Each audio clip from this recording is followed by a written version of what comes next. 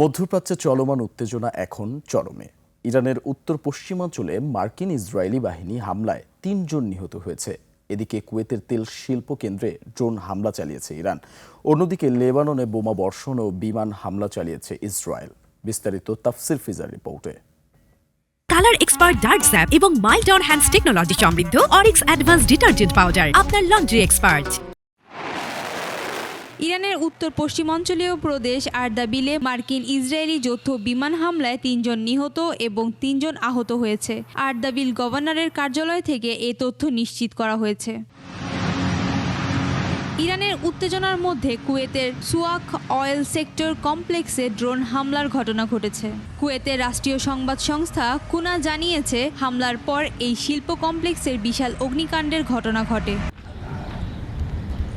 এদিকে দক্ষিণ লেবাননে বিমান হামলা চালিয়েছে ইসরায়েল। আল জাজিরার প্রতিবেদন অনুযায়ী হামলার কয়েক ঘন্টা আগে ইসরায়েলি সামরিক বাহিনী স্থানীয় বাসিন্দাদের এলাকা ছাড়ার নির্দেশনা দেয়। নির্দেশনার পরপরই ব্যাপক বোমা হামলায় কাফর হাত্তা শহর ধ্বংসযজ্ঞে পরিণত হয়।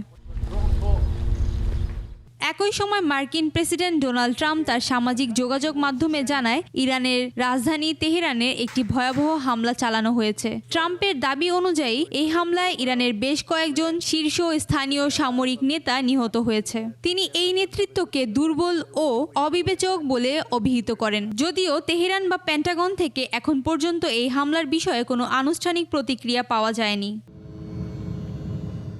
এছাড়া ইরান ৪৮ ঘন্টার মধ্যে শান্তি চুক্তিতে রাজি না হলে দেশটির গুরুত্বপূর্ণ অবকাঠামো ধ্বংস করার হুমকি দেন মার্কিন প্রেসিডেন্ট ডোনাল্ড ট্রাম্প। তবে এই হুমকি প্রত্যাখ্যান করেন ইরান।